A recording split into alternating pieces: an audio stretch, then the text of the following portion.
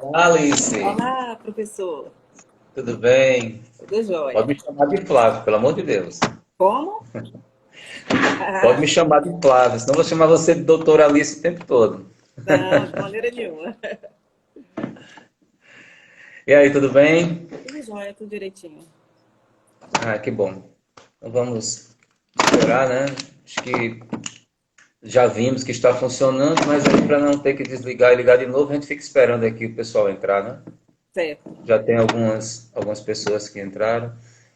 E aí, como é que está a correria? Não tá fácil, né? Parece que as coisas só se renovam, né? Não se resolvem. Quando a gente Pois pensa que é. vai ter um fôlego, começa tudo de novo.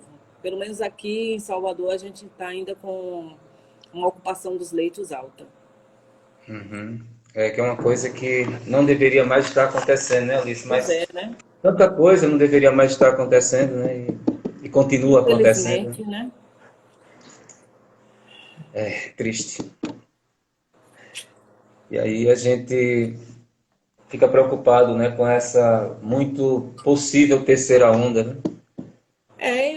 Eu creio que sim, né? Está com a velocidade de vacinação muito lenta.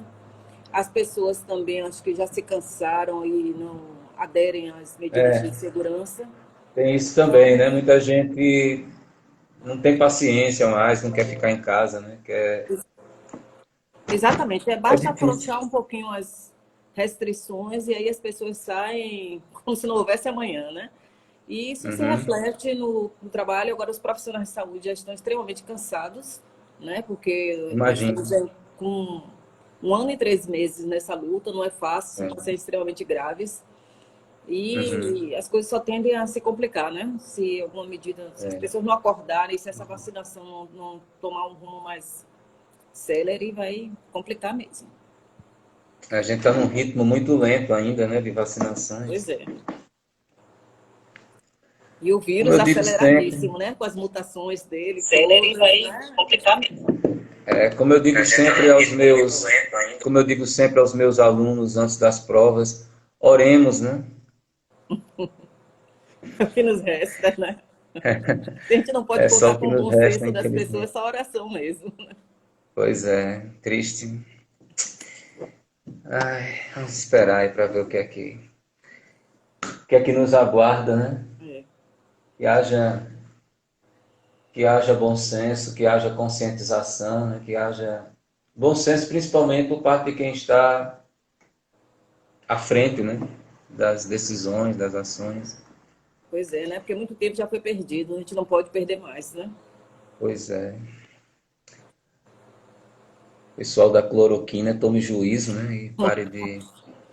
Não, o que mais Mas, me causa, assim, me assusta são os profissionais de saúde ainda, né, defenderem esse tipo de postura, né? pois A é. gente aprende, e acho que toda a ciência, né, a Aham. respeitar as evidências científicas. Mas as pessoas, não Sim. sei se em busca de um protagonismo, não sei em busca de quê, acho que um delírio coletivo. E essas coisas ainda tomam um vulto, causa indignação. Eu tive a oportunidade de conversar com algumas pessoas alguns médicos, né? Que defendem a cloroquina, né? Mesmo não sendo infectologista, não sendo a área deles, né, de atuação, não tendo esse contato direto com pacientes de Covid, mas defendendo assim, né, dizendo que é liberdade de opinião, liberdade de colocando assim uma coisa quase no nível de uma liberdade de crença, sabe? É uma coisa absurda, né? Contra a Porque ciência, né? Mas na assim, medicina a totalmente gente não. contra a ciência, mas se politizou a um ponto tal que grande parte desses profissionais que têm uma posição política não querem abrir mão da sua posição, mesmo sabendo que é equivocada, porque quem defende o oposto são pessoas que estão, né, do outro Pois lado, é. né? Como se a ciência não estivesse acima de tudo isso, né? É isso, a gente não tem essa discricionariedade, né? Eu acho que a autonomia Exato. existe, mas dentro do que é possível, dentro do que é factível, do que é ciência. Então não adianta Exato. defender Só algo ficar, que não tem lógica. ficar inventando, né, Alice?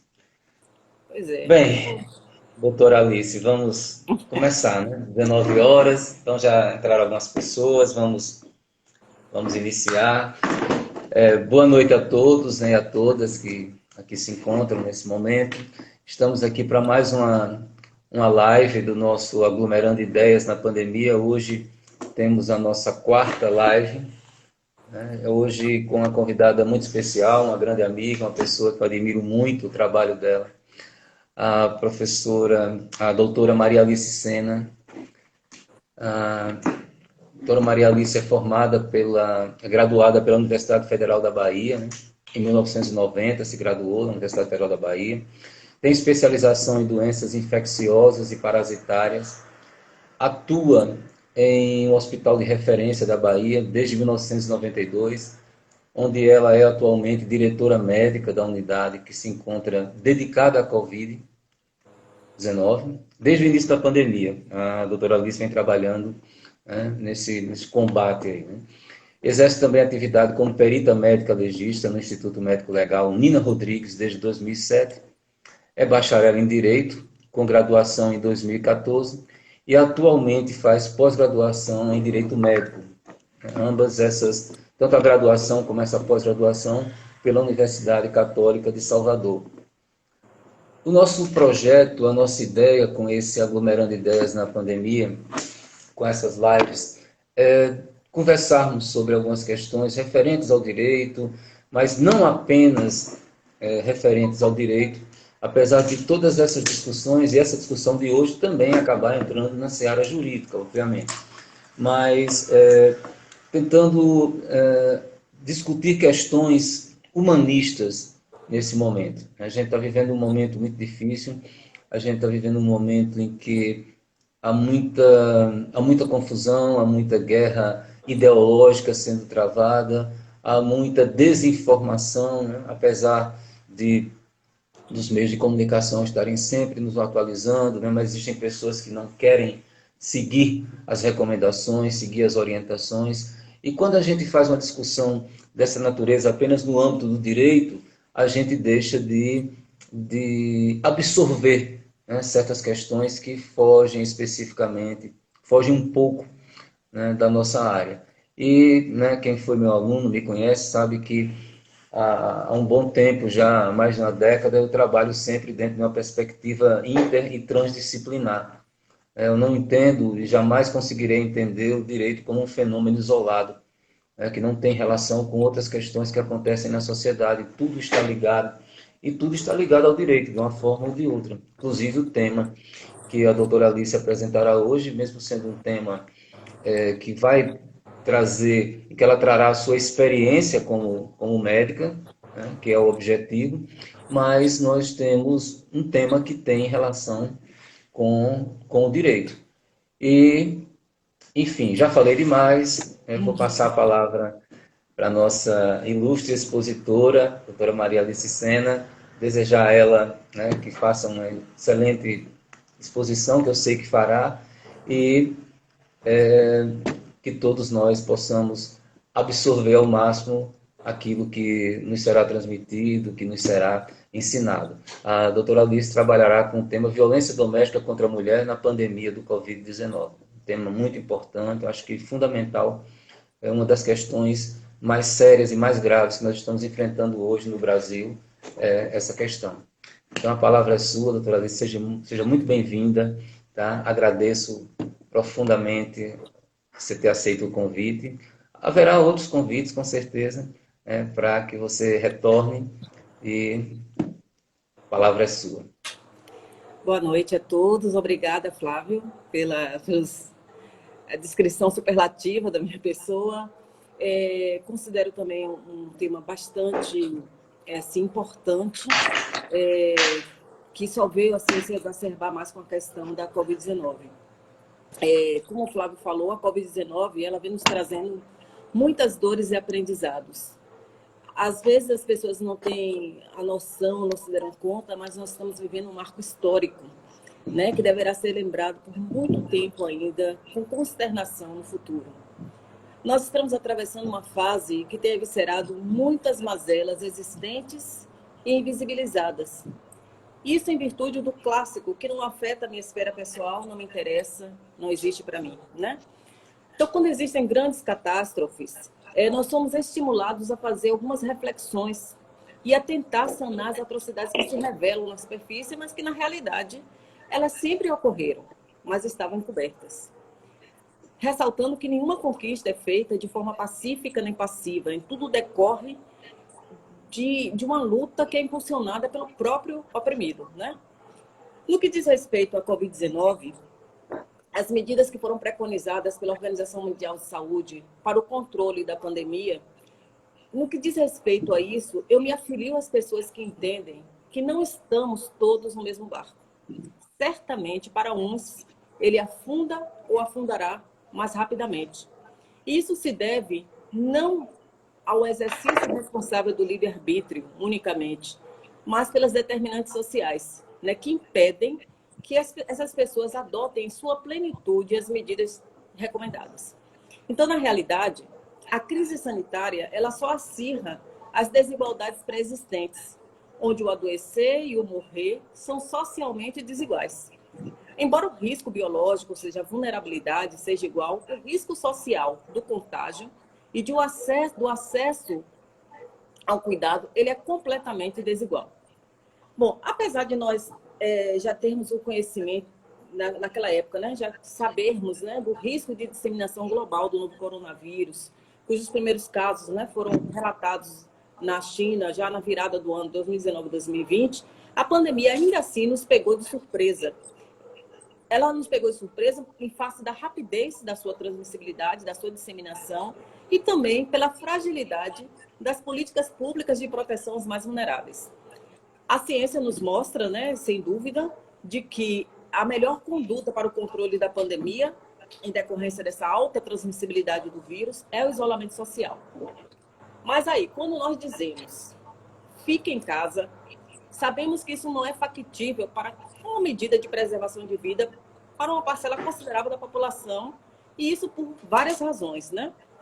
A primeira delas é a questão fundamental, que nem todas as pessoas possuem uma casa. Uma casa no sentido literal de uma edificação que serve para abrigar os seus membros. E as pessoas em situação de rua, elas também são vulneráveis e são pouco olhadas. Bom, alguns possuem até casa, porém, essa casa ela é coabitada por muitas pessoas, né? Num espaço muito restrito que impede que as medidas de distanciamento social preconizadas sejam feitas de maneira plena. Outras pessoas possuem casa, mas além dessa promiscuidade decorrente dos aglomerados humanos, essas casas, na sua maioria, não possuem condições sanitárias dignas, suficientes, que garantam a segurança no controle da disseminação do vírus. Então, outra situação, né? Foi facultada a possibilidade de que todos fiquem em casa, que alguns trabalhem a nível de home office, porém, por necessidade de sobrevivência, em face das políticas sociais ineficazes, a insegurança alimentar, a insegurança econômica, muitos indivíduos, pertencentes ou não às ditas categorias de trabalhadores essenciais, eles precisam sair para garantir a sua subsistência pessoal e do seu núcleo familiar. E com isso, eles têm que se expor, se aglomerarem nos transportes coletivos e muitas vezes nos seus postos de trabalho eles não encontram as condições ideais que garantam a mitigação dos riscos. Então, eles saem para trabalhar, para garantir o seu sustento, e ao retornarem para a residência, eles podem levar o risco para os seus familiares, que muitas vezes são pertencentes também a determinados grupos que têm um risco aumentado de um desfecho desfavorável com a Covid. Bom, neste contexto, são diversas as situações limitantes para a implementação dessas medidas de segurança que são preconizadas para o controle da pandemia. E, além de tudo isso, nesse cenário ainda entram as questões relacionadas a gênero. Então, a mulher, ela traz para ela, né, a sociedade, a representação social da mulher ainda é da responsável pela economia do cuidado. Então, além dela exercer a sua atividade produtiva, trabalho remunerado, ela é a responsável também pelo cuidado do lar, pelo trabalho doméstico e ainda mais pelo cuidado das crianças, dos idosos e dos enfermos. Então, ela vai acumular uma jornada de trabalho extenuante. E isso faz com que também, isso associado às medidas de controle que são feitas, né? O distanciamento da quarentena, porque os equipamentos estatais eles sejam suspensos, a exemplo de creches, escolas, essas mulheres terminam exercendo múltiplas tarefas e muitas vezes também sem o seu reconhecimento do seu esforço. Por outro lado, e este é o tema da nossa conversa hoje, as mulheres que exercem essa atividade remunerada, elas são instadas a permanecerem forçosamente em isolamento social, restritas ao lar. Uma medida que, sem dúvida nenhuma, né, é salutar para a contenção da pandemia. Mas, por outro lado, ela traz um efeito adverso, que é o aumento do risco da violência doméstica. Não só para aquelas mulheres que já são vítimas prévias desse fenômeno, mas também para outras, em que o próprio isolamento social ele vai exacerbando os conflitos familiares. E, além disso, além da questão das desavenças pessoais, existe também aquela pressão determinada pela perda de emprego, pela perda de renda, pela falta de uma perspectiva de melhoria social. Isso tudo vai criando um estado de ansiedade e intolerância tão grandes que vulnerabilizam as relações interpessoais e terminam exacerbando os conflitos e servindo, então, de substrato para mais ações violentas. Aquela ideia romantizada, né, do lar como representando um ambiente de harmonia, um ambiente de afeto, ela vai sendo desconstruída quando a gente começa a olhar por esse viés, né? Então, o lar, ele vai ser um local também onde pode ser inseguro para a mulher, né?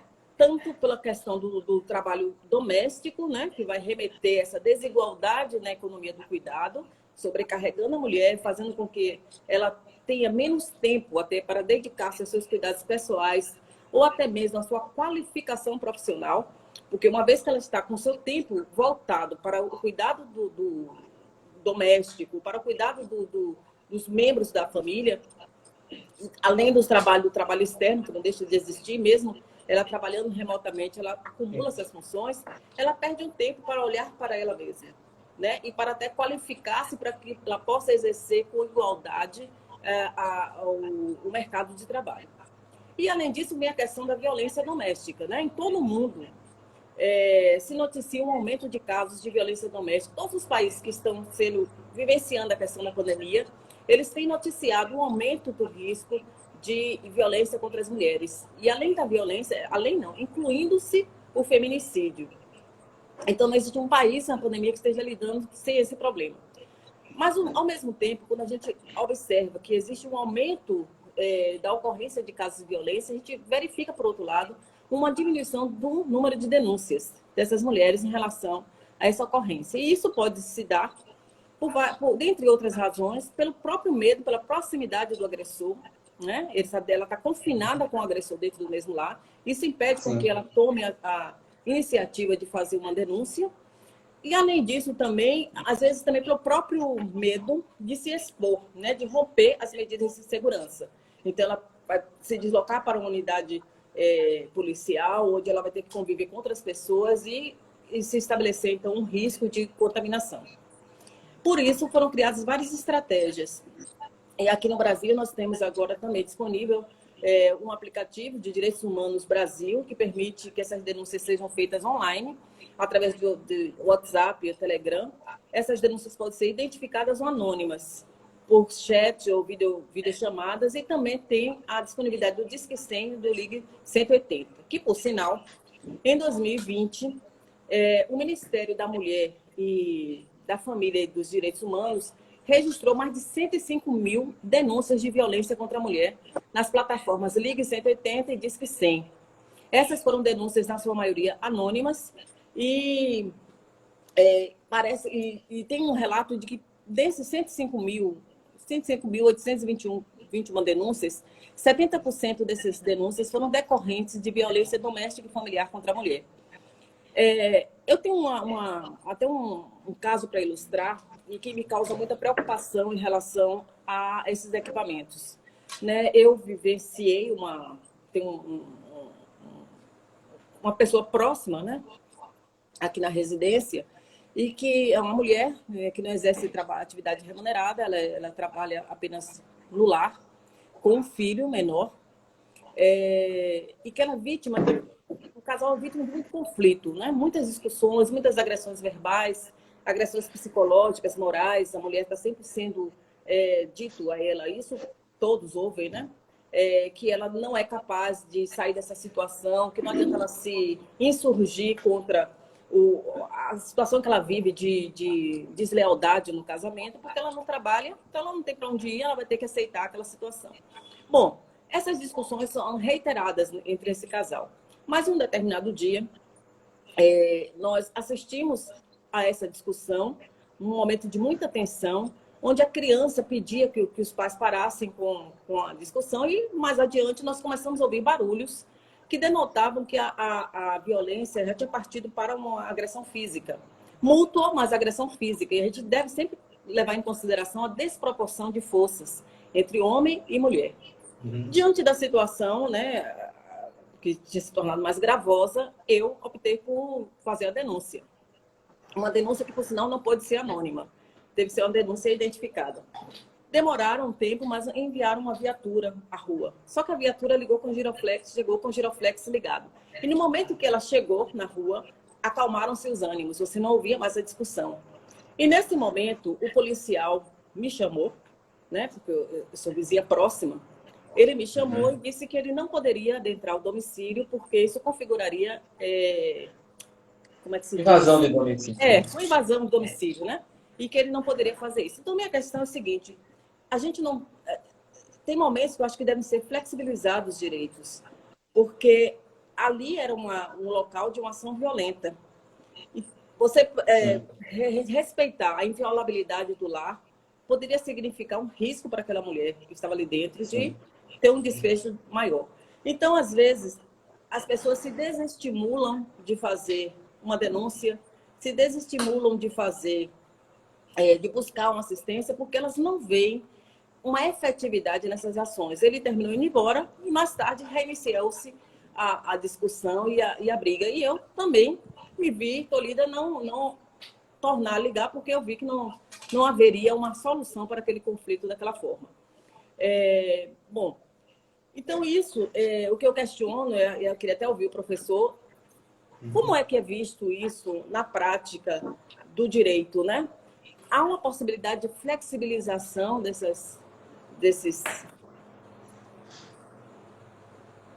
direitos, né? Sim. A Constituição Federal, quando ela trata lá dos direitos e garantias fundamentais, né, lá no artigo 5º, ela vai tratar de vários direitos e garantias fundamentais e assim, uma coisa que algumas pessoas acabam não levando em consideração é o fato de que nenhum desses direitos é absoluto. Inclusive o direito à vida, né? O próprio direito à vida, a própria Constituição estabelece situações em que pode existir pena de morte, no caso de guerra declarada, por exemplo, né? Então, nenhum daqueles direitos e garantias fundamentais estabelecidos pela Constituição é absoluto. Lá na Constituição fala que a casa é asilo inviolável do indivíduo e coloca lá as situações, né? Ordem judicial ou flagrante, né? No caso de uma situação que esteja acontecendo naquele momento. Ora, se a autoridade policial, ao chegar, constata que está ocorrendo a violência, né?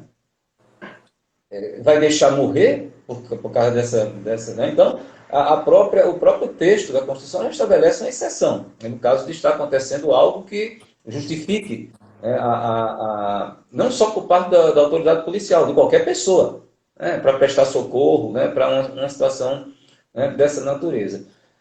Mas a questão, doutora Alice, que a gente vê muito clara no Brasil é a questão do machismo mesmo, né, que é uma coisa enraizada, né?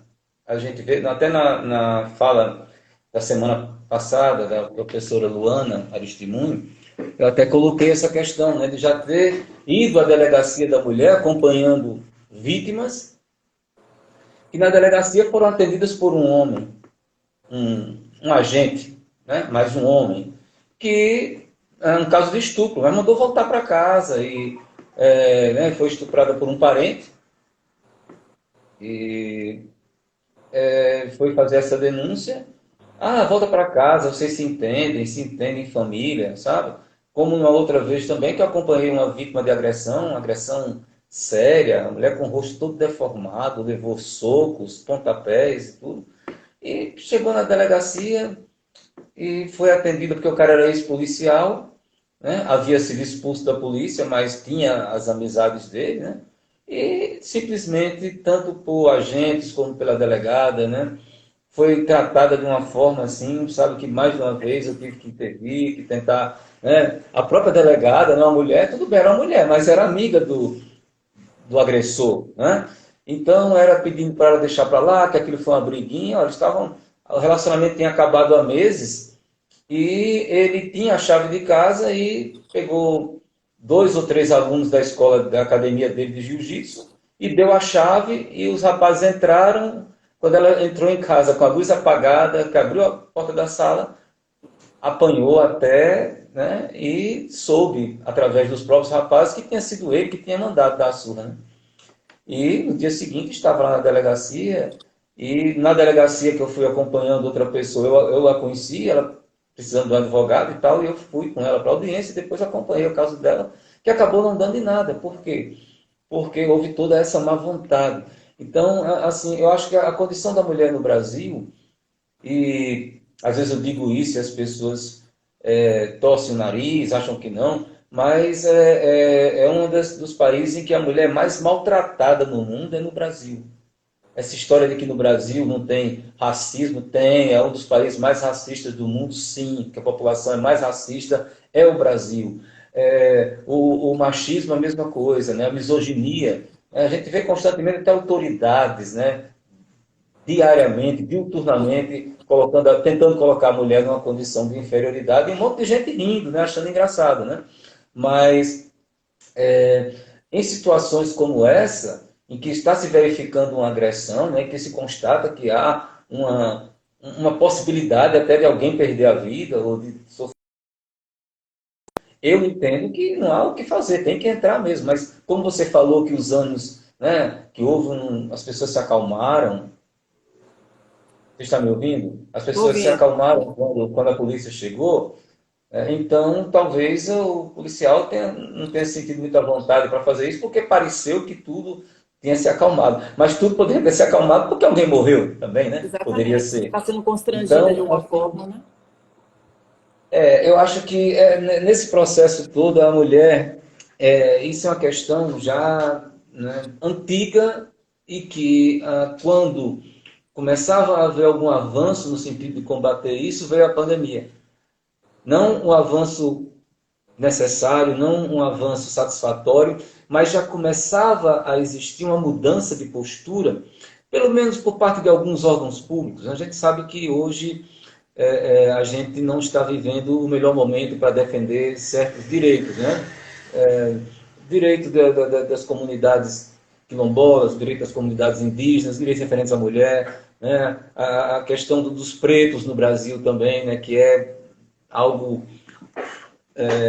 que ainda precisa de muitos ajustes, de muitos acertos, de muitas correções. Mas aí veio a pandemia e agravou. Eu estava vendo uma matéria recentemente que em São Paulo, nesses primeiros meses, já ocorreram 20 e poucos mil, 21 mil, se eu não me engano, casos de violência doméstica já registradas, né? E que o ano passado, se eu não me engano, foram um pouco mais de 40 mil, e que se nos 4 primeiros meses chegou a 21 mil, então a tendência é passar dos 50, 60 mil. Né?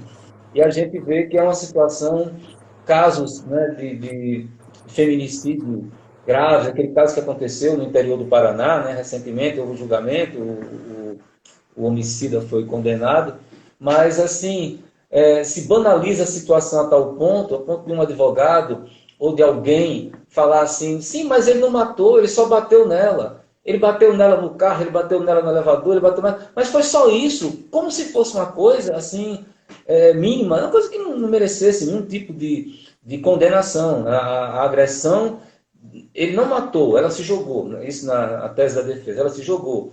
Mas ele reconhece que bateu muito nela, mas ela se matou. Então, assim, se banalizou demais a violência contra a mulher. Né? Passou a ser tratada como uma coisa, infelizmente, a ser tratada como uma coisa natural, que jamais deveria ter sido assim, né? E eu acho que temos um caminho muito longo pela frente, né? Você como médico, apesar de talvez você não está diretamente recebendo, atendendo pacientes, né, com esse perfil de serem agredidas e tal, mas com certeza como médica, como profissional da área, você acompanha, né, que nos hospitais o índice de ingresso de pessoas com esse problema É é grande. grande. Imaginemos que nós temos aí pelo menos, vamos dizer que 30, 40% no máximo das mulheres vão adiante nas denúncias, procuram um hospital, fazem um boletim de ocorrência. Então já é um número, eu acredito que um número alto. Imaginemos se, né, colocarmos todo aquele contingente de pessoas que, por vergonha, por medo, por medo de perder a dependência financeira ou coisa parecida, não vão atrás, né, Alice? E quando a gente considera assim que a violência física é a ponta do iceberg, né? Uhum. Quando chega a violência física, ela já passou por diversas outras fases de violência que são Sim, minimizadas ainda mais, banalizadas. A violência psicológica, de xingar a mulher, de depreciar, de é, negar a sua existência, né? Os seus direitos sobre o seu próprio sim. corpo. Então, essas coisas vão se passando, ele me ama, é ciúme. E as pessoas vão tentando justificar o injustificável e vão se submetendo. Né? A violência patrimonial, o homem retira da mulher a capacidade de independência. A mulher minha não trabalha, ou de repente há uma discussão, um conflito, ele quebra os pertences, queima as roupas da mulher. E isso vai se passando. Né? Eu acho interessante que a gente, na teoria, né, tem fases desse ciclo de violência, né, que se inicia com um aumento da tensão, onde existem essas explosões, às vezes agressões verbais, onde as pessoas se exacerbam no lidar com o outro, ameaças, mas depois se acalma, né? A mulher passa a começar a evitar atitudes que desencadeiem essas Uhum. crises de agressividade. Depois, se isso não se resolve, parte-se para a fase de explosão mesmo, de agressão se faz presente.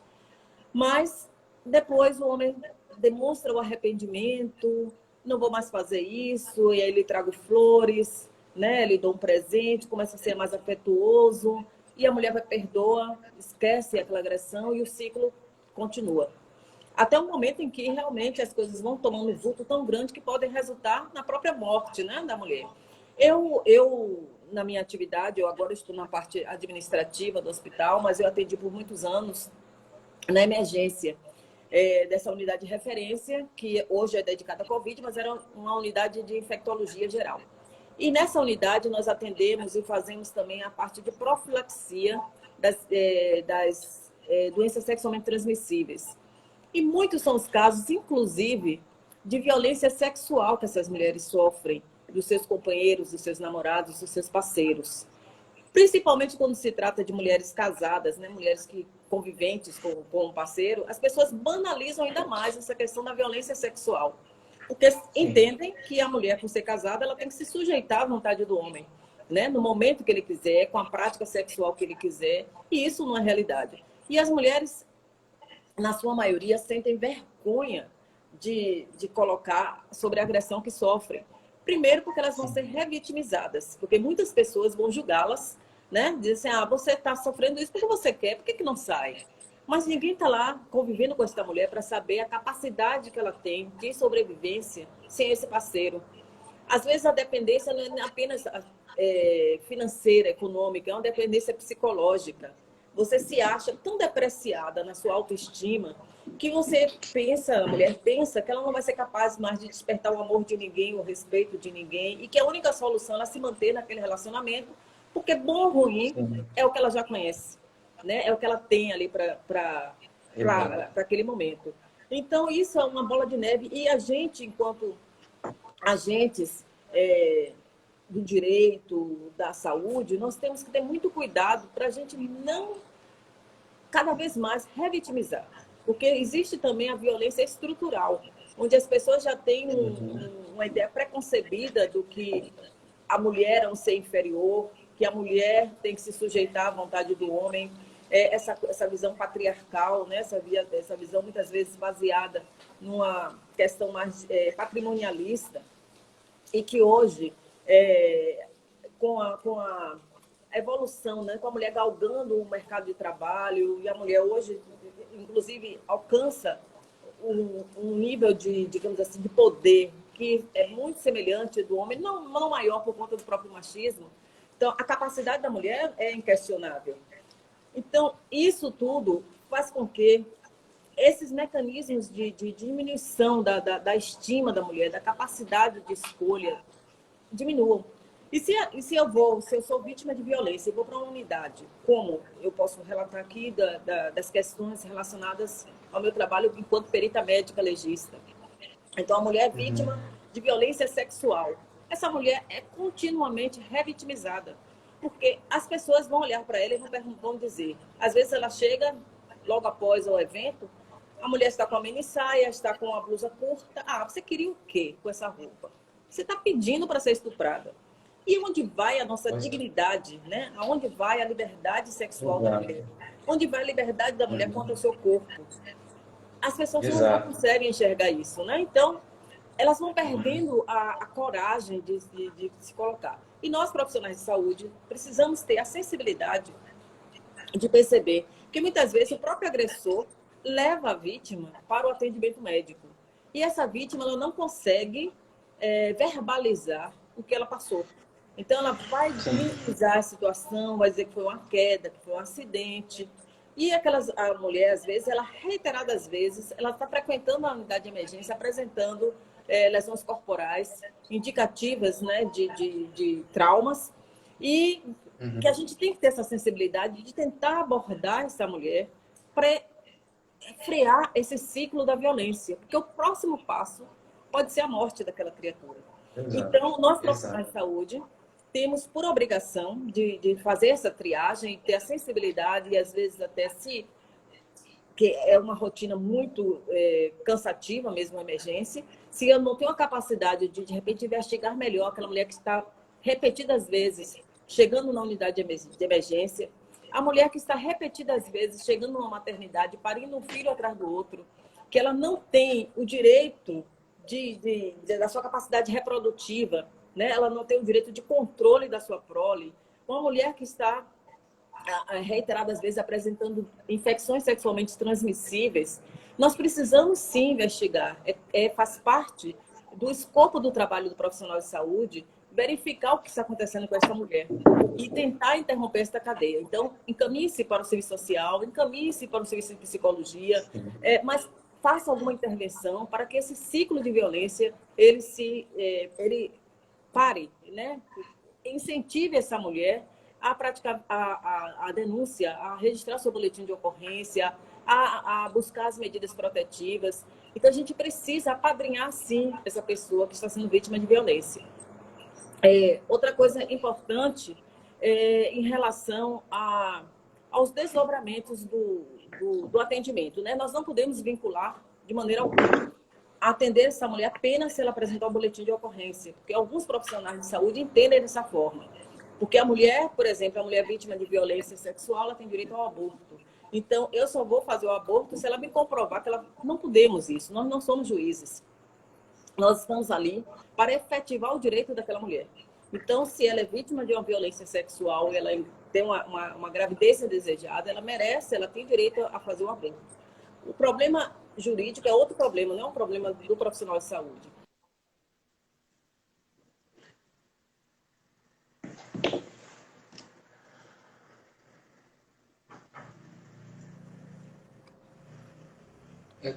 Cortou aqui por um tempo, eu não te ouvi. Tá, mas a imagem, eu não estou vendo minha imagem. Você está vendo minha imagem? Estou sim, estou vendo sua imagem e estou te ouvindo bem. Pronto. Ou Então, a gente não pode... Pode falar. Eu não estou me vendo. A gente não pode vincular esse atendimento ao registro de um boletim de ocorrência. A mulher tem que ser atendida na sua integralidade. E tem uma questão que você colocou aí, Alice, que eu acho que você falou, né? A questão, que é uma coisa que todos nós sabemos que acontece constantemente, a questão da...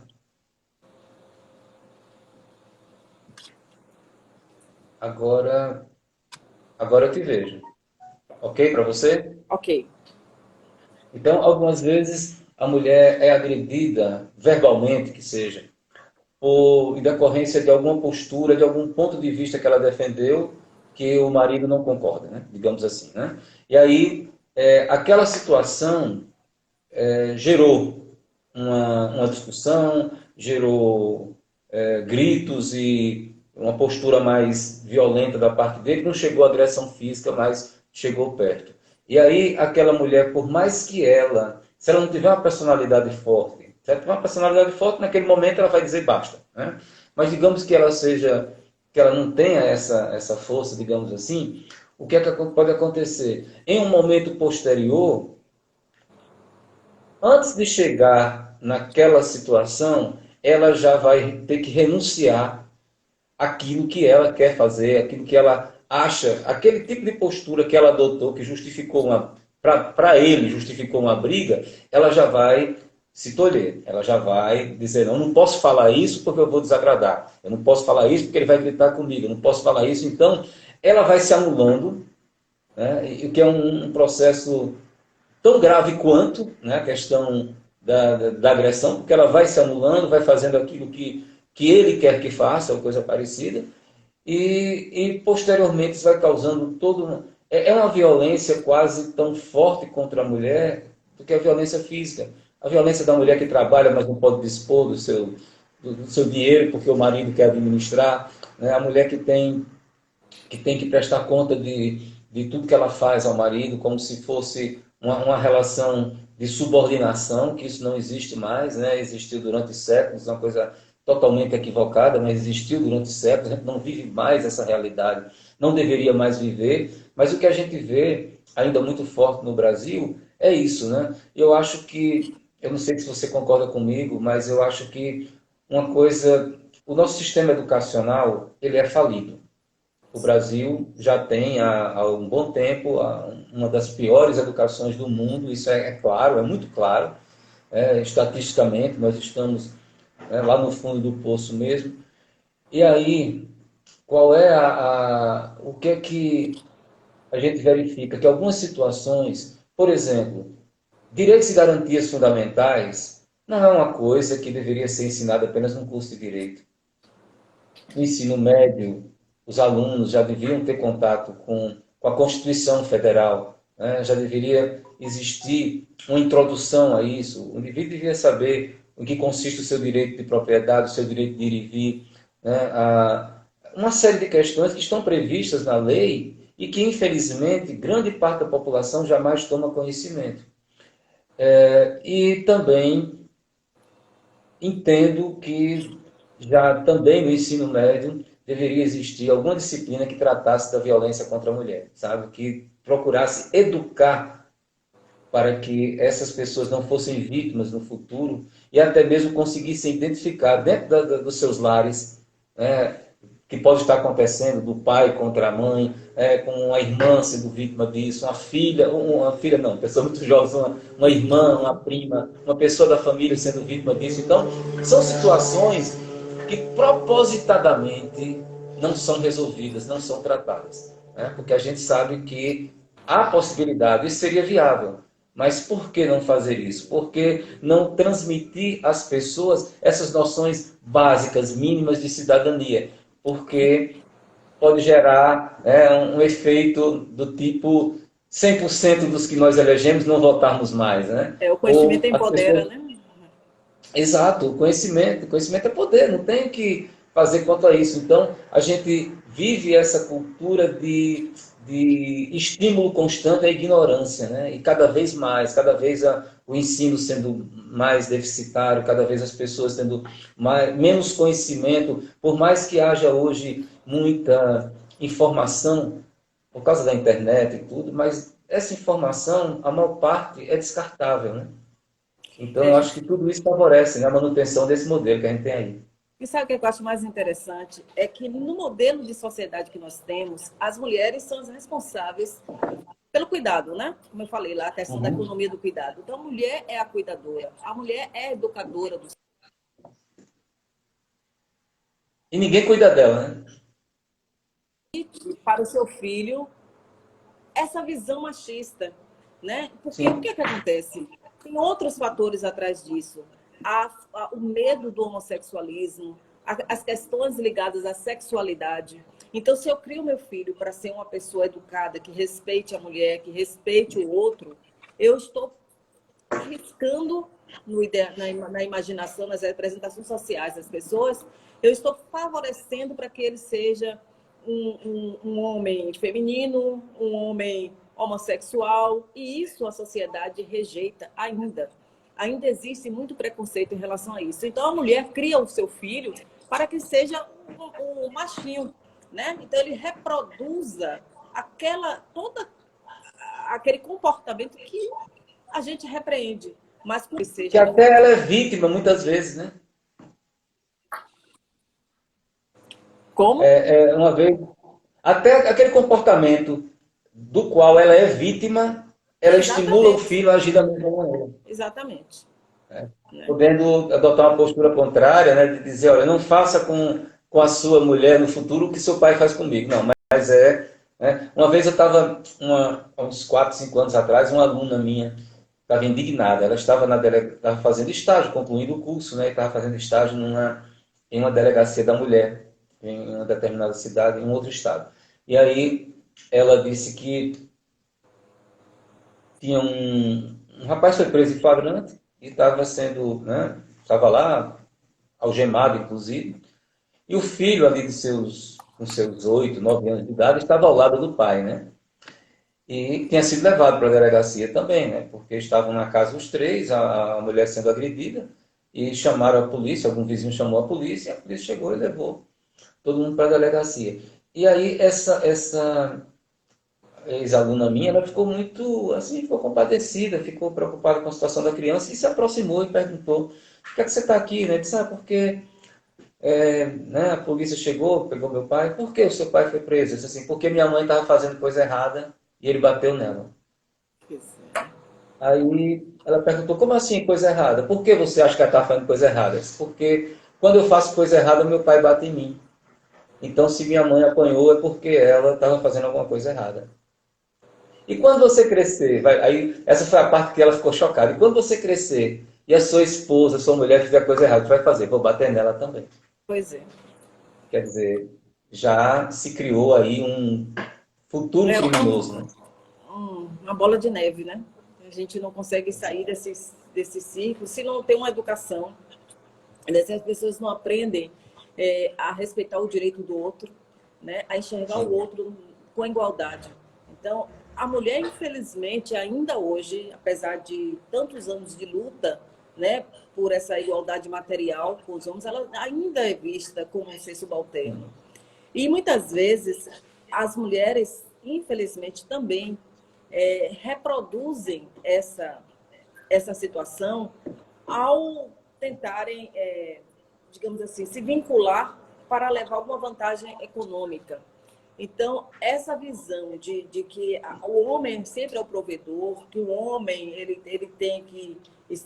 Não existe isso. Acho que as relações têm que ser baseadas no afeto.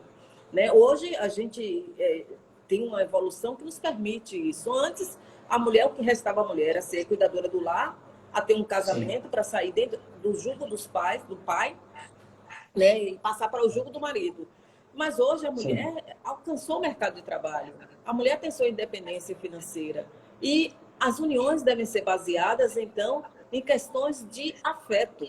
Né? As ligações Exato. têm que ser feitas com base nisso. Então, quando a gente mistura afetividade com oportunismo, com a parte financeira, a mulher termina se subjugando porque ela está levando uma vantagem secundária. Né? E isso é Sim. muito complicado, muito complicado.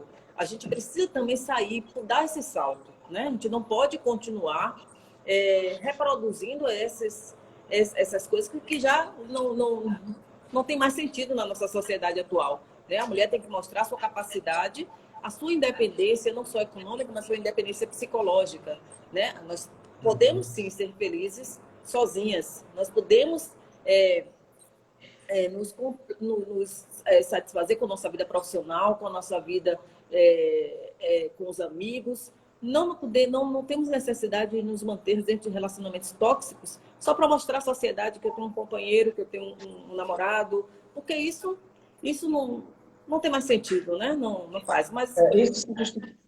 Exato. Desculpa, te cortei. né? Isso se justificava há 30 anos, há 40 anos atrás, né? A geração dos nossos pais, por exemplo, em que essa coisa de não ter alguém era visto de uma forma bem discriminatória, né? Mas hoje que a sociedade não cobra mais isso com a mesma intensidade, né? E algumas sociedades não cobram isso de forma nenhuma. Então, é, talvez em decorrência da ignorância mesmo, falte a muitas mulheres essa percepção do antissolo que mal acompanhada, né? Exatamente. E acho que esse é o grande salto, né? De você se entender. Existe um jargão que diz assim, né? Que para a gente amar o outro, a gente precisa se amar primeiro. E esse amor tem que ser construído, né? A sua autoimagem tem que ser construída. Então, a gente não pode deixar que essas influências externas que nos colocam sempre como pessoas inferiores tomem conta Sim. da nossa mente, porque acho que é isso que diminui. Então, eu só vou me sentir plena se eu tiver casada, com filhos, com um marido, com alguém, e esse marido, para mim, só vai me amar se ele demonstrar ciúme, se ele fizer cena, porque se ele me trata de uma maneira normal, aí ele não gosta de mim, ele não tá nem aí, não liga, não tem um ciúmezinho. Então, essas coisas têm que ser desconstruídas, porque esse Sim. ciúmezinho, essas cenas de raiva, essas crises de raiva, elas não são amor, elas são violência. E isso é preciso estar claro na mente das pessoas, que a violência não é só física, a violência física é o ponto final de um ciclo de violência que se inicia lá com desrespeito, com a voz mais alta, com as proibições, né? Então, isso é um ciclo. E se a gente não interrompe no momento correto, as chances das coisas serem mais complicadas vão aumentando a cada dia. E a gente passa também por né, existe uma certa. Tem muito a ver com essa questão econômica que você fala, né? Há muito. Logo, um pouco antes da. Logo não, um pouco antes não. Fazia pouco tempo que a lei Maria da Penha tinha entrado em vigor, né? Mas ainda não tinha muita eficácia, as pessoas ainda estavam se acostumando ao processo e tal. E uma aluna minha, que era policial, ela um dia estava revoltada em sala de aula. E ela colocou uma questão, faz uns 15, 14, 15 anos atrás, ela colocou uma questão interessante, ela disse que o grupo que trabalha com ela, os policiais que trabalhavam com ela na Polícia Militar, e que, né, aquela viatura geralmente ficavam aquelas pessoas, né, havia um revezamento de turnos e tudo, mas era sempre aquele grupo ali de pessoas que estava junto. Ela disse que, né, estavam todos eles indignados, porque tinha uma senhora que morava lá no centro da cidade, lá em Natal, que ela já tinha ocorrido 3 vezes da polícia ir lá e, né, receber denúncia de vizinhos que ela estava sendo agredida e tal. E aí, quando a polícia chegava, ela protegia o marido. Ela dizia, não, que não foi nada disso e tal. E aí chegou um ponto que essa aluna está dizendo, professor, nunca mais nós iremos quando chamarem de lá. Quer dizer, ela falou aquilo no momento de raiva. Claro que iriam, né? Teriam que ir. Mas, assim, uma situação que estava causando, assim, estava indignando por demais os policiais, porque todas as vezes chegavam lá, ela mesmo estando com marcas, né, de agressão e tudo, mas ela dizia que não, foi uma briga besta, foi um erro meu, foi uma coisa que eu fiz que não deveria ter feito e tal. Então, eu cansei de ver isso logo quando eu comecei a advogar, que vez ou outra eu tinha que acompanhar alguém, alguma coisa, ver alguma coisa na delegacia, de ver situações desse tipo, né, de pessoas que estavam lá antes da Lei Maria da Penha, estavam lá por agredir a esposa, e a esposa estava lá chorando, pedindo ao delegado para. Porque é ele que mantém a casa, se ele ficar preso, como é que a gente vai comer, como é que nós vamos alimentar eu e meus filhos, né? E cheguei a ver também, em instituições que eu trabalhei, como professor, como coordenador, como diretor de faculdade, de alunas me procurarem para dizer que iam trancar o curso porque não aguentavam mais apanhar. Porque cada vez a cada semana, chegava o sábado e o domingo, eram surras, eram brigas, o marido saía de casa, às vezes passava uma semana, duas, fora de casa, e aí voltava e dizia, ou você deixa esse curso, ou a sua vida vai ser essa, né? Vai ficar sozinha, eu não vou lhe sustentar, você vai ter que correr atrás. Então, criou-se, infelizmente, toda uma estrutura. O patriarcalismo no Brasil é muito forte, nós sabemos disso, eu sei, você sabe, todos nós sabemos que é muito forte.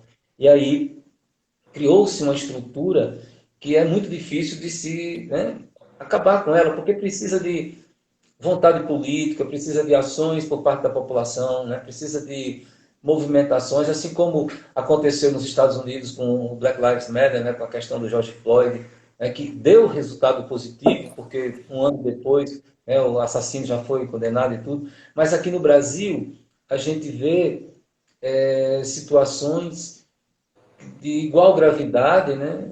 Já foi colocado na outra live aqui a questão de Marielle Franco, né? Uhum. 3 anos.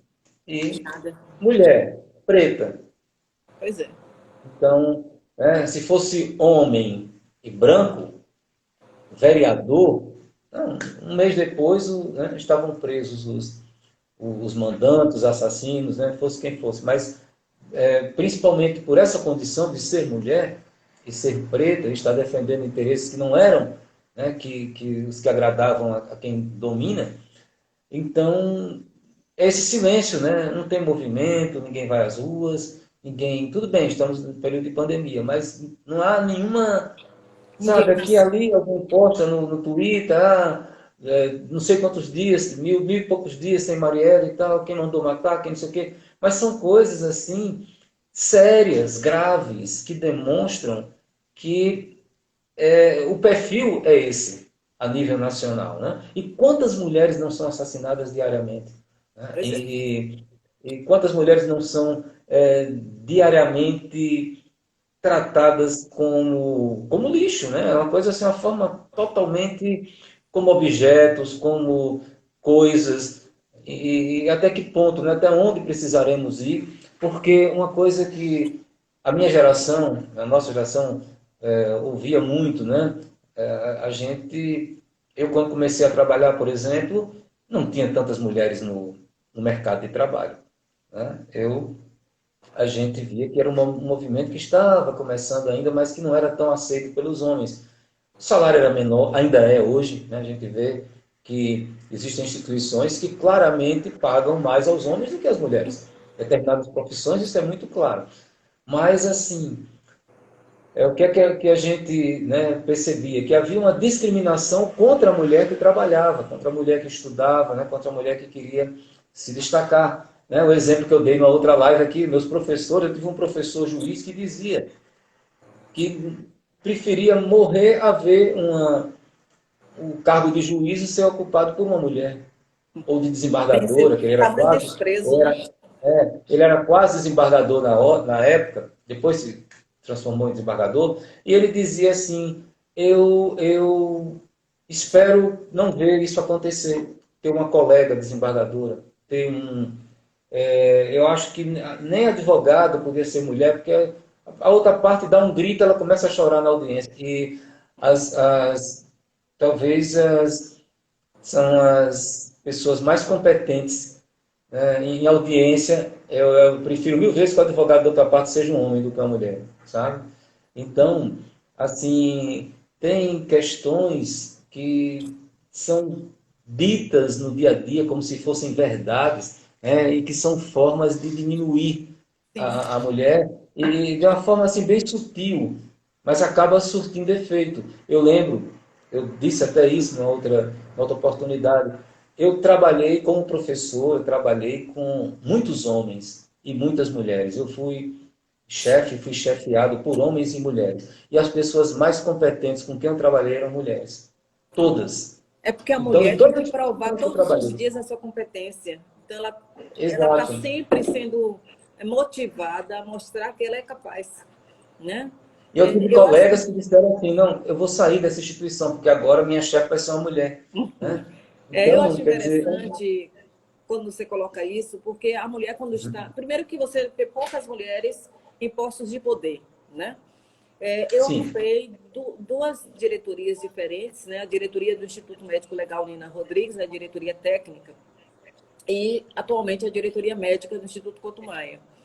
E algumas pessoas fazem comentários como brincadeira, mas que tem um fundo de verdade, né? O que foi que ela fez ou a quem ela deu para estar ocupando esse espaço? Uma mulher preta, né? Mulher preta ocupando espaço de poder, alguma coisa, não a sua competência, mas alguma coisa além deve ter ali por trás para que motive ela estar naquela posição. Então, a mulher tem que estar todo o tempo, todo o instante, ela provando para ela mesma a sua capacidade, porque ela é julgada por todos, né? e às vezes uma mulher fala isso, às vezes uma mulher Pela fala própria isso. mulher, exato, exatamente, Verdade. porque a coisa a colonização é tão grande que a própria mulher termina desqualificando a outra, que ela já introjetou aqueles as representações sociais existentes, né, prevalentes. Então é muito difícil, é muito difícil. E é muito difícil para uma mulher vítima, né, de violência se insurgir se ela ainda está com essa estima tão diminuída, né? Então Exato. é muito complexo. Então é necessário uma rede de apoio para essa mulher para que ela leve avante, porque não adianta a gente dizer, ah, não, você tem. Porque é muito comum, né, as pessoas também julgarem. Isso é clássico, né?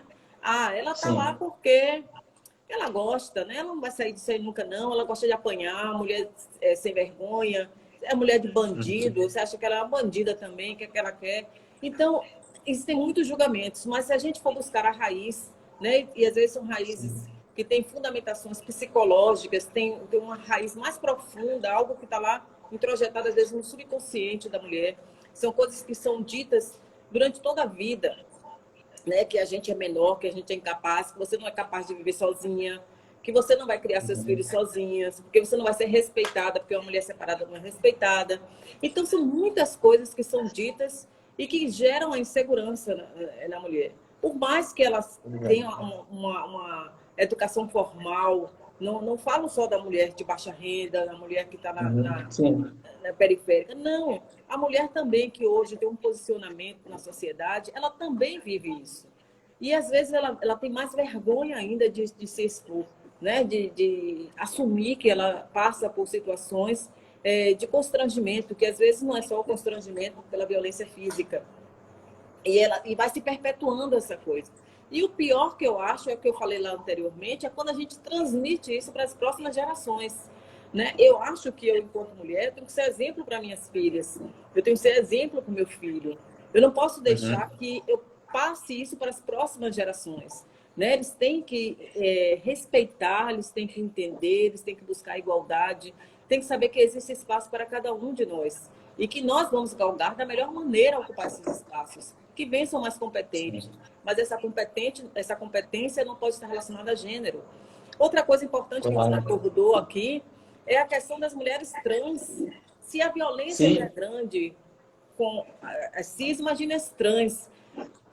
É objeto, é coisa vil, sabe? Não tem nem classificação, as pessoas atiram pedras, não entendem, não veem o outro como um ser humano. As opções do outro parece que ferem a nossa dignidade. Então, é preciso muita educação mesmo, acho que é uma coisa de base, de reiteradas vezes, insistentemente, a gente está trazendo para os nossos filhos, para as pessoas que estão próximas a nós, e deixar de dizer que essas coisas são mimimi, porque as pessoas têm mania de dizer que tudo é mimimi, que agora todo mundo tudo vulnerabiliza. Não, agora nós temos instrumentos para coibir essas ações, né? Se a gente acha que tudo agora as pessoas estão cheias, tudo é bullying, não sei o quê, não, é porque hoje nós temos instrumentos. Precisamos positivar determinadas coisas, né? Colocar leis para evitar que as pessoas ultrapassem os limites. Infelizmente é Sim. isso. E a gente não pode dizer que isso é mimimi, não. Isso é necessário, o respeito é necessário. A dignidade do outro tem que ser respeitada. E a gente precisa também ter até sororidade, né? Dar a mão às outras Sim. mulheres que não estão se encontrando, não estão se enxergando em situação de vulnerabilidade, em situação de violência, e fazer com que acorde e apoiar. Porque também nada adianta a gente fazer tudo isso, a gente pensar dessa forma, se a gente não dá o apoio necessário a essas pessoas para que elas consigam superar a situação de risco em que elas se encontram. Né? Então, é Exato. necessário educar e ajudar. E tem uma questão, eu vou, né, vou abrir, acho que tem algumas pessoas, mais de uma vez aqui travou e eu não consegui ver mensagens, perguntas ou coisa parecida. Eu vi agora algumas mensagens aqui. Tinha uma mensagem aqui de Edson que apareceu aqui, mas depois não consegui ver essas mensagens. Então, se alguém quiser digitar novamente, eu queria saber se alguém tem alguma pergunta, algum questionamento a fazer para a doutora Alice. E antes disso, só uma questão na sua fala, eu lembrei.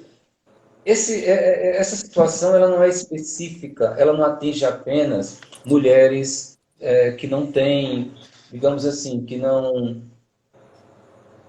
atingiram um certo patamar, no campo educacional, no campo profissional mesmo, no campo econômico, né? Eu presenciei ou conheci, soube de situações, né, na minha vida profissional, já acompanhei, claro que situações que tinham um certo sigilo, uma certa, digamos assim, não eram tão divulgadas, mas situações que aconteceram, né, realmente. E aí, pelo menos duas prejuízas que apanhavam, né, juízas de direito, que apanhavam, e duas promotoras, né?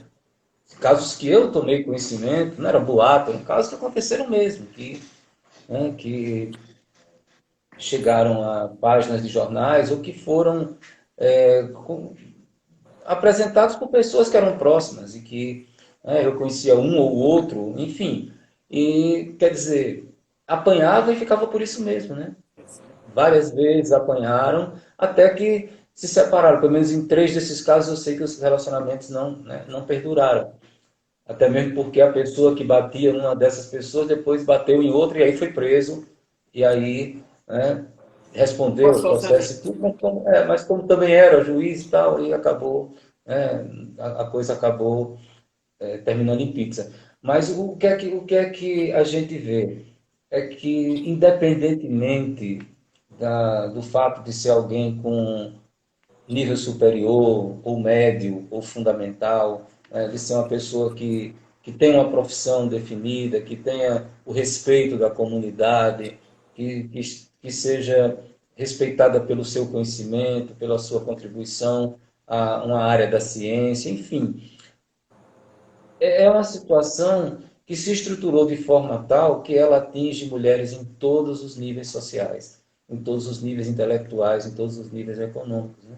E isso é realmente algo, né, deplorável, deprimente, e que a gente precisa ver se acaba, né, ou pelo menos vai diminuindo, gradativamente essa situação para acabar com ela, porque é indesejável em qualquer sociedade. Com certeza. Alguém tem algum questionamento, gente? Eu queria saber, para poder encaminhar aí os questionamentos para a doutora Alice. Minha tela está travando, eu estou até abrindo aqui no celular para ver se aparece alguma coisa, mas eu acredito que não. Boa noite, mãe. Minha mãe apareceu aí, desejou uma boa noite, respondeu a boa noite dela. Então,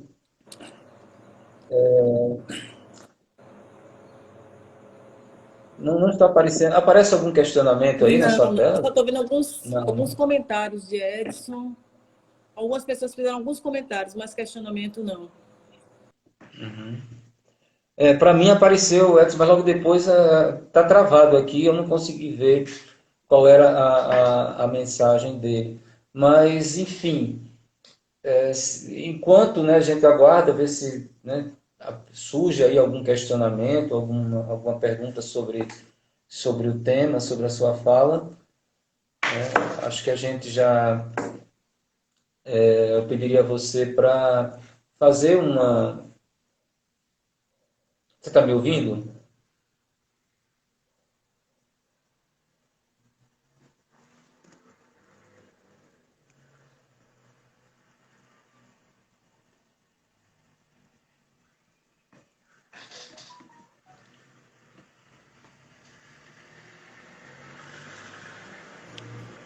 Oi, tinha Oi. caído. Pois é. Então, eu estou vendo aqui, mas né, não estou verificando aqui nenhuma pergunta, né? Então, eu pediria a você, para continuar, né, e se for o caso, fazer um apanhado aí geral dessa sua fala, né? Ver o que é que, se tem alguma coisa a acrescentar ou, né, fazer um resumo dessa sua fala para a gente finalizar. E claro que, se houver perguntas, nós viremos todos. O Edson está falando exatamente aí dessa questão, né, de uma nova live com interação.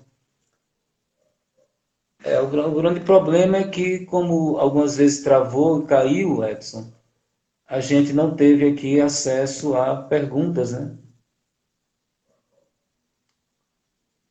Você fez alguma pergunta, Edson, que nós não conseguimos visualizar?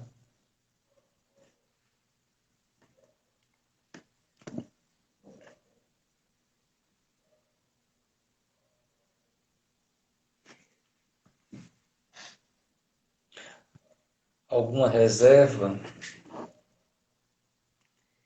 Deixa eu ver se a Alice volta, né? Porque eu acho que caiu mesmo agora. Eu gostaria que ela respondesse, mas vamos aguardar um pouco, né, gente? Ver se regulariza essa situação dela para a gente poder ouvi-la quanto a. Porque a ideia é que o expositor responda. Às vezes eu também acabo respondendo alguns questionamentos e tal, mas eu prefiro que o expositor responda, né? Quanto a Maria Eduarda também colocou aqui, como tratar sobre o assunto com alguém que tem medo das consequências, porque sabemos que o sistema é falho e que o agressor pode voltar e fazer algo pior com a mulher. Eu vou aguardar aqui que a doutora Alice retorne, mas também já posso entrar, né, nessa questão aí colocada por Maria Eduarda. Realmente é uma situação complicada, né? Porque a gente percebe que... Oi, Alice. Oi.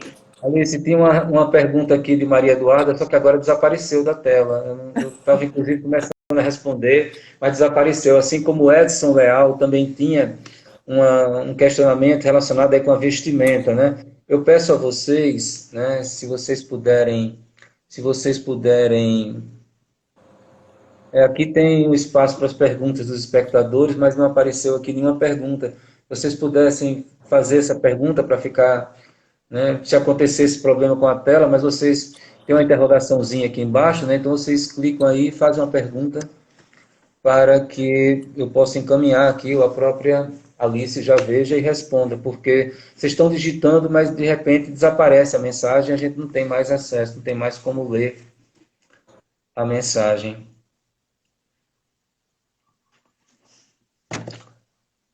Pode ser, pessoal? Ah, ok. Está aí a pergunta do Edson. Você consegue visualizar, Alice? Sim, estou vendo. Com relação à vestimenta de alguma mulher, por excesso tem que haver ponderação. Ó, Edson, eu acho o seguinte, eu acho que a liberdade é de cada um, tá? A gente não pode determinar aquilo que é padrão para o outro. O que tem que haver é o respeito. O fato da mulher estar com uma roupa sensual, uma roupa curta, isso não é um convite para que o homem aborde de uma maneira sexual ou de uma maneira não, de uma forma não educada. Então, cada um tem a sua forma de se vestir, a forma de se enxergar e que a gente precisa respeitar, né? Excesso para quem, né? O padrão é de cada um, a escolha é de cada um. Então, se a gente não gosta daquilo, a gente não olha, a gente não vê, a gente não acompanha, mas a gente não pode determinar os nossos padrões de comportamento para o outro. Pelo menos é assim a forma como eu penso, né? Eu acho que o respeito à liberdade do outro é fundamental. Se aquilo não está ferindo, eu não estou falando, por exemplo, de uma pessoa que se apresente nua, né? Que isso foge aos padrões sociais, né? Então, se você está com a sua genitália de fora, os seios de fora, isso foge aos nossos padrões, ao nosso código de moral. Mas se eu visto uma roupa que é mais sensual, uma roupa mais provocante, isso não quer dizer que eu estou convidando alguém para me abordar. é a minha forma de me vestir, é a forma como eu me vejo, como eu me enxergo. E isso tem que ser respeitado, pelo menos do meu ponto de vista. Muitos que são tem sociopatas, tem psicopatas, tem pessoas de todo o tipo, né? Mas a gente não pode justificar as condutas do outro em face, né, de você culpabilizar a vítima. Ela vai ser vítima da mesma forma, esteja ela com roupa composta, esteja ela com roupa curta. Se ela sofrer uma abordagem sexual constrangedora, uma abordagem sexual que ela não deseje, ela vai estar sendo vítima de violência da mesma forma. Tem uma pergunta aí de Eduardo. Duda Pereira, Alice, você está lendo? Como tratar sobre o assunto com alguém que tem medo das consequências, porque sabemos que o sistema é falho e que o agressor pode voltar a fazer algo pior com a mulher. Sim, eu acho que isso é um dos grandes problemas, né? É a garantia de que ela vai ter a proteção do Estado suficiente para que ela leve adiante essa queixa, essa denúncia contra o agressor.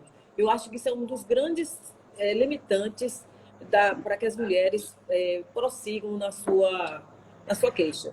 Então, existe uma previsibilidade, né, de uma rede de apoio a essas mulheres, de abrigamento, de acompanhamento policial para que ela retire seus pertences da casa, as questões das medidas protetivas de urgência que determinam o afastamento do agressor, mas nós sabemos que tudo isso é muito falho, né? Eu já vivenciei uma situação com uma pessoa em que ela denunciou o companheiro por agressão física, por ameaças de morte. O companheiro não era policial, não era ninguém que tivesse um porte legal de armas, mas possuía 2 armas de fogo. E ela fez o boletim de ocorrência na delegacia especializada de atenção à mulher e nada foi feito com esse companheiro. Nada foi orientado a essa mulher em relação às medidas protetivas de urgência. E então ela deu a queixa e ela ficou vulnerável à ação dessa pessoa. Então é preciso que essas coisas estejam muito bem engajadas. Hoje nós sabemos que já avançou muito essa questão da Ronda Maria da Penha, né? Isso avançou, mas ainda não é o ideal. Então, para que a mulher se sinta numa situação que ela está realmente em vulnerabilidade, em alta vulnerabilidade, é preciso que haja uma rede de apoio muito bem concatenada para que garanta que ela possa, então, se desvincular, mudar até, em algumas situações, muda de estado, existe uma garantia de continuidade do emprego, né? Porque um dos fatores é esse, a mulher às vezes tem que sair de cena para garantir a sua vida, e ela termina também, mas se eu sair, se eu tiver que abandonar, eu vou perder meu emprego. Mas a lei permite que isso aconteça. Então, isso tudo tem que estar muito bem, realmente articulado para que garanta que a mulher usufrua do seu direito à vida e à sua integridade física. Tem uma pergunta, tem uma colocação de Ana Flávia também, né? Aí, só que a colocação desapareceu aqui para mim, né? Ana Flávia digitou alguma coisa aí, mas não apareceu mais. Mas era relacionada com essa questão, né? De a pessoa voltar. Ana Flávia, você podia digitar novamente?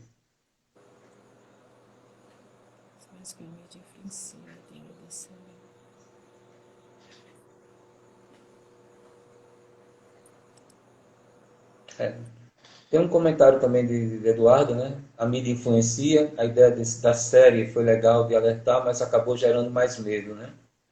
Que série, gente?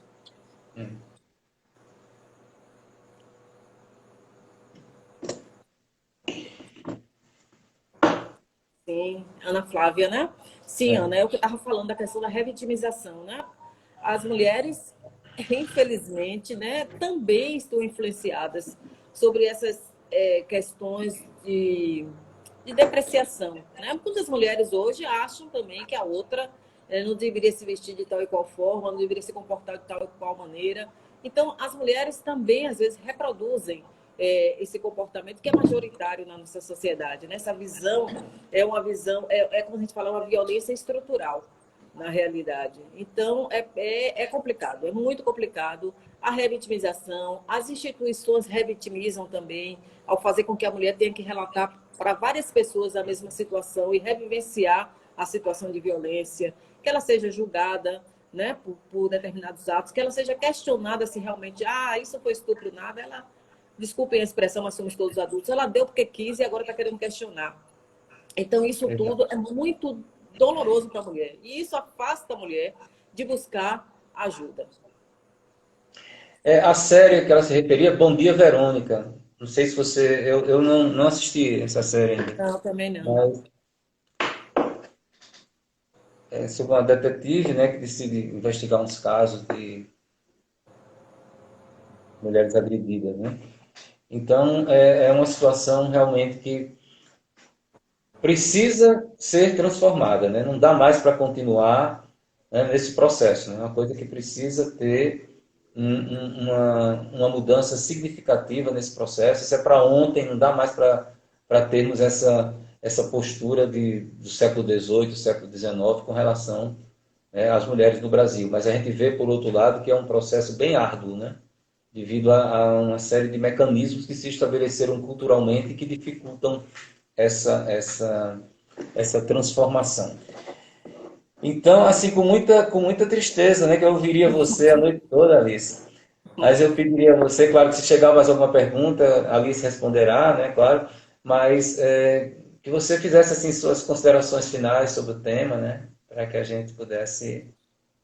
Sim, gente, a consideração é a seguinte: a Covid é uma tragédia, mas as consequências secundárias da Covid também têm sido trágicas, né? Então, eu coloco aqui um apelo para que todos nós tenhamos um pouquinho mais de empatia, né? Que tenhamos responsabilidade com o outro, que tenhamos atenção com o outro, porque muitos de nós conhecem pessoas que são vítimas desse tipo de violência, e nós devemos lembrar que com a questão da Covid, a necessidade do isolamento social, a falta das redes de apoio, essa mulher fica mais vulnerável, ela está enclausurada com seu agressor. Ela não pode contar com as amigas, porque as amigas não estão mais nessa rede de convivência tão próxima. Então, é necessário se criar mecanismos de, entre aspas, de salvamento dessas mulheres, né? Porque elas estão sob risco. E se a gente sabe, a gente se cala, toda vez que a gente se cala diante de uma violência, a gente está partindo, a gente está dando apoio ao agressor. Então, temos uma responsabilidade social, todos nós, todas as pessoas que têm conhecimento de mulheres, crianças, idosos que estão sendo vítimas de violência, eles têm obrigação de realizar a notificação. E obrigação também nós temos de buscar os meios para acabar com essa cadeia de violência. Então, nós precisamos empoderar as pessoas que estão no nosso lado para que entendam que aquilo não é natural, não é normal, não é um ciúme, não é um amor exagerado. Aquilo é violência. Amor, quem ama não machuca. Violência é violência. Então, eu preciso fazer esse entendimento e também ajudarmos as pessoas que não tenham a capacidade financeira, intelectual, que tenham alguma, digamos assim, dificuldade de compreensão, para que elas busquem a atenção que é disponível, que é disponibilizada pelo Estado. Porque, infelizmente, muitas pessoas não conhecem os direitos que têm, né, os meios que têm de se acercar para que saiam dessa situação de violência. Então, eu coloco isso, a Covid, ela só fez exacerbar aquilo, né, que já existe normalmente, mas que começou, então, a ganhar uma dimensão maior em face desse isolamento, dessa convivência forçada, e isso aí precisa realmente encontrar uma forma de a gente pôr o freio. Então, vamos educar os nossos filhos, vamos nos educar, vamos acabar de dizer que as coisas são mimimi, não. As coisas são assim porque tem que ser dessa forma mesmo. A lei está aí para nos ajudar a transformar a sociedade num local de uma convivência pacífica, num local de florescimento do bem comum, e não de local de tristezas nem de mortes. Uhum. Bem, eu queria agradecer imensamente, né, a doutora Maria Alice Sena pela sua exposição. Acredito que todos, né, gostaram. Com certeza, né, quero tê-la aqui em outro momento, em outra live, depois, posteriormente, vamos combinar um outro momento. Foi muito... para mim, essas lives estão sendo muito interessantes, muito gratificantes. Às vezes, eu até fujo daquela proposta inicial de ser um bate-papo, coisa parecida, porque eu fico ouvindo, né, o que vocês estão falando e querendo que vocês contribuam mais e mais e mais e me sentindo pouco à vontade para fazer mais intervenções. Mas, assim, para mim foi motivo de muita felicidade você ter aceito, você estar aqui conosco hoje, que haja outros momentos, né? Sou muito grato, realmente, e creio que todos que participaram sentem o mesmo, né? Todo mundo deve ter gostado de, de, de assistir, né? Aí tem uma mensagem aqui: parabéns à doutora Alice, ao professor Flávio, pelo esclarecimento e informação sobre a mulher na nossa sociedade, ações de direito, etc. Ok. Essa é uma mensagem da minha mãe, né? Que estava aqui assistindo. Olha, que bom. Então, muito grato, Alice, muito grato mesmo, tá? E que dias melhores venham, né? Que a gente possa, Com certeza. no futuro, ter isso como um passado bem triste, Distante. né? Bem distante, mas que a gente não precise mais vivenciar, não precise mais ver esse tipo de situação acontecendo, porque eu acho que quem tem ali o mínimo de humanidade, seja homem, seja mulher, com certeza se sente incomodado com essa situação. Ok, minha querida? Fica com Deus, Obrigada, tá? professor. Estou à disposição, Boa viu? noite. O que Tá bom, tá precisar, certo. Vou lhe convidar outras vezes, pode ter certeza. Tá? E muito obrigado a todos e a todas que participaram, certo, gente? Próxima semana teremos outra live, posteriormente será divulgada. Durante esse mês ainda temos mais 3, 4 lives aí confirmadas e vamos continuar discutindo esses temas que são muito importantes para a gente compreender a sociedade em que a gente está vivendo. Obrigadão, Alice. por nada, Tchau. uma boa noite a todos.